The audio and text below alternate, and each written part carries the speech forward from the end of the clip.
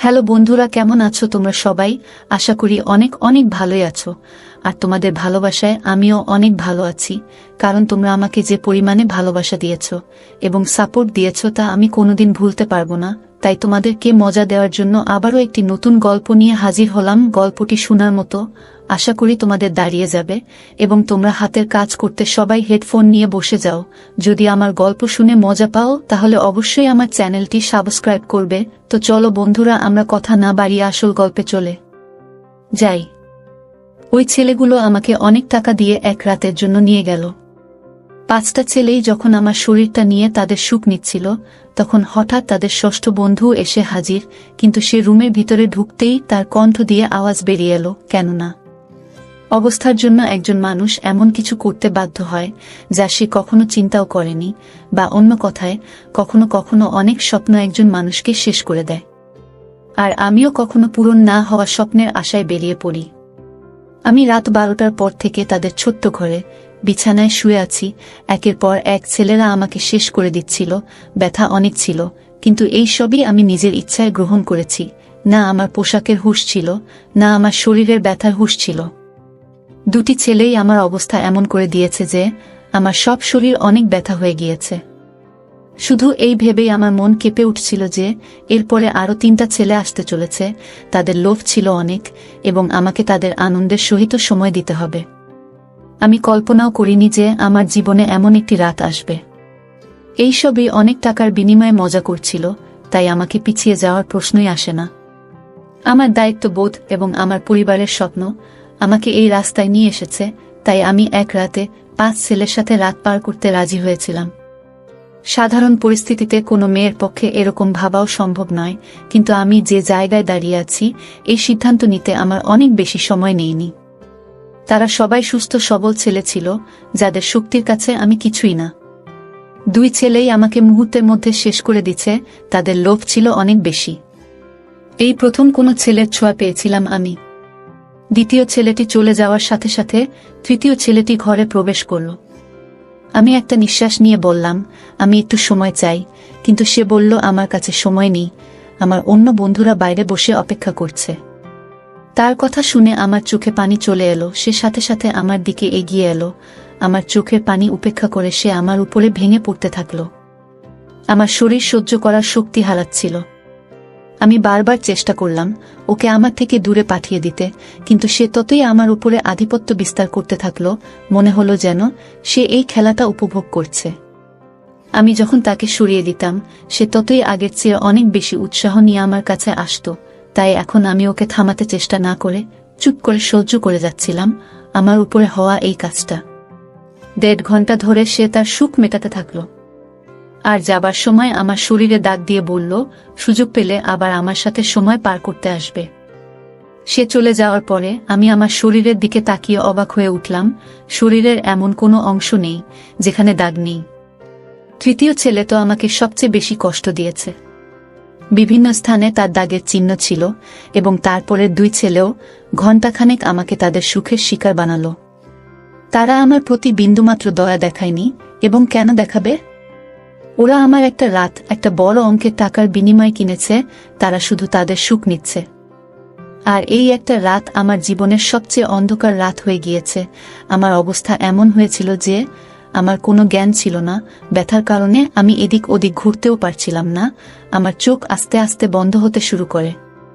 তখনই তারা আমাকে বলল যে তাদের একজন বন্ধু এসেছে। তাকে অস্বীকার করার বা তার বিরুদ্ধে প্রতিবাদ করার মতো শক্তিও আমার অবশিষ্ট ছিল না। ষষ্ঠ ছেলেটি রুমে এসে আমার বিছানার কাছে এসে আমাকে দেখেই তার আওয়াজ বেরিয়ে এলো। কি কারণে তার আওয়াজ বেরিয়ে এলো তা জানলে আপনারাও অবাক হয়ে যাবেন। আমার নাম মধুমিতা, আর আমার বয়স তখন মাত্র 22 বছর। আমি গ্রাজুয়েশন করেছিলাম, কিন্তু আজকাল স্নাতক কিছুই নয়। বিএড করার পরেও মানুষ ডিগ্রি হাতে নিয়ে রাস্তায় রাস্তায় ঘুরে বেড়ায়। এটার সঠিক ধারণা আমি তখন বুঝতে পারি যখন আমি চাকরি খুঁজতে বের হলাম। প্রতিটি কোম্পানির সামনে তরুণ তরুণীদের একটা বিশাল লাইন, নিজের সময় আসার অপেক্ষায়। এমন অবস্থায় আমার মতো একটা মেয়ে কোথায় চাকরি পাবে, যার না আছে কোনো অভিজ্ঞতা, না কোনো বড় ডিগ্রি? কিন্তু চাকরি পাওয়াটা আমার অনেক প্রয়োজন হয়ে দাঁড়িয়েছিল, কারণ বাবা এই পৃথিবী ছেড়ে চলে যাওয়াতে আমাদের অবস্থা অনেক খারাপ হয়ে গিয়েছিল। বাড়িতে বাবাই একমাত্র উপার্জনকারী ছিলেন, আর আমরা 3 বোন অবিবাহিত ছিলাম। আমার বড় বোন শিক্ষিত না, তাই রোজগারের দায়িত্ব আমার উপরে এসে পড়ে। আমি যখন বাড়ি থেকে বের হলাম, তখন আমি বুঝতে পারলাম বাইরের জগৎটা কত কঠিন। এখন বুঝতে পারলাম বাবা কত কষ্ট করে আমাদের মুখে খাবার তুলে দিতেন।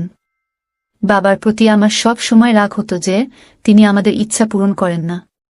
আমার রাগে মন খারাপ হয়ে যেত, তবুও তিনি আমাকে অনেক আদর করে বলতেন, মা, চিন্তা করিস না, একদিন তোরও ভাগ্য ফিরবে। কিন্তু সেই দিন আর এলো না।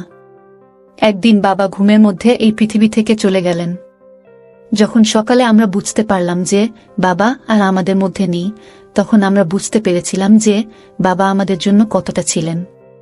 অন্তত তিনি আমাদের লোকের খারাপ দৃষ্টি থেকে রক্ষা করতেন, আর খাবারের মতো মৌলিক জিনিস থেকে বঞ্চিত ছিলাম না।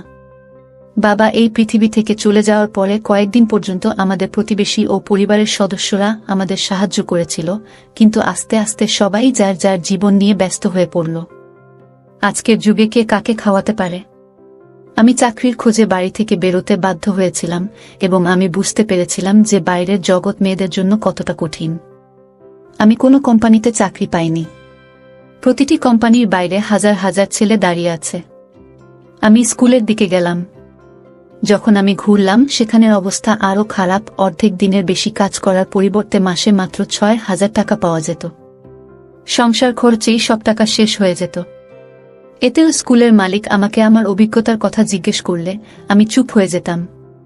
অনেক খোঁজাখুঁজি করেও কোনো কাজ পেলাম না, তাই আমার এক বন্ধুর ভাইয়ের মাধ্যমে আমি একটি পিৎজা হাউসে ওয়েটারের চাকরি পাই। যেখানে সারাক্ষণ ছেলে মানুষের ভিড় থাকত, সেখানে একটা কালো রঙের কোট আমার হাতে তুলে দেওয়া হলো, যার উপরে পিৎজা হাউসের নাম লেখা ছিল। পরের দিন থেকেই আমাকে কাজের জন্য ডাকা হয়েছিল। তারা ওয়েটারের নামে একটি আধুনিক মেয়ে চেয়েছিল, যার শরীরের উপরে ছোট চুল ছড়িয়ে থাকবে এবং সে যেন অনেক মেকআপ করে ডাইনিং হলে দাঁড়িয়ে থাকে। আমি ইউনিফর্মটি আমার ব্যাগে রেখে বাড়ি ফিরে এলাম। আমি তখনও ঠিক করতে পারিনি যে আমি এই কাজটি করতে চাই কিনা, কারণ এটা আমার জন্য খুবই কঠিন কাজ। বাবা থাকতে আমাকে কখনোই প্রয়োজন ছাড়া বাড়ি থেকে বের হতে হয়নি।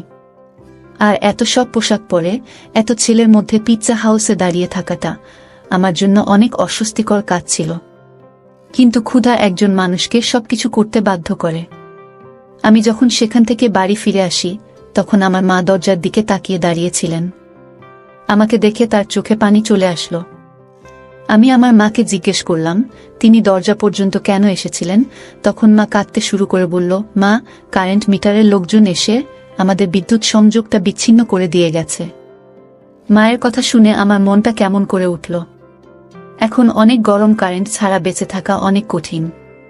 কিন্তু গত 2 মাস ধরে আমরা বিল দিতে পারিনি, সম্ভবত সে কারণেই আমাদের বিদ্যুৎ সংযোগটা বিচ্ছিন্ন করে দিয়েছে। মায়ের চোখের পানি আমাকে সিদ্ধান্ত নিতে বাধ্য করে। আমি মাকে ধরে বললাম, আমি একটা ভালো জায়গায় চাকরি পেয়েছি, কাল থেকে আমাকে কাজে যেতে হবে। মা আমার মাথায় হাত রেখে বললেন, এখন তুই আমাদের ভরসা, আর তোকেই তোর 2 বোনের বিয়ের ব্যবস্থা করতে হবে। মা আমার উপরে একটি ভারী দায়িত্ব দিয়ে দিলেন। আমি ভাবছিলাম কিভাবে আমি এই দায়িত্ব পালন করব, কিন্তু আমাকেই এই দায়িত্ব পালন করতে হবে। মা জিজ্ঞেস করছিলেন আমি কোথায় চাকরি পেয়েছি, কিন্তু আমি তাকে বলতে চাইনি আমি কোথায় চাকরি পেয়েছি। তাই আমি মাকে বললাম যে আমি একটি বড় কোম্পানিতে একটি ভালো চাকরি পেয়েছি। আমার কাজের সময় ছিল বিকাল 3টা থেকে বিকাল 11টা পর্যন্ত। আমি অনেক কষ্টে মাকে এই কথাটা বলেছিলাম। আমার চাকরির সময় জেনে তিনি অবাক হয়ে আমার দিকে তাকাতে থাকলেন যে এটা কোনো কোম্পানি যেখানে বিকেল 3টায় তোকে কাজে ডাকে। আমি মিথ্যা বলেছিলাম যে এটা একটা মাল্টিন্যাশনাল কোম্পানি।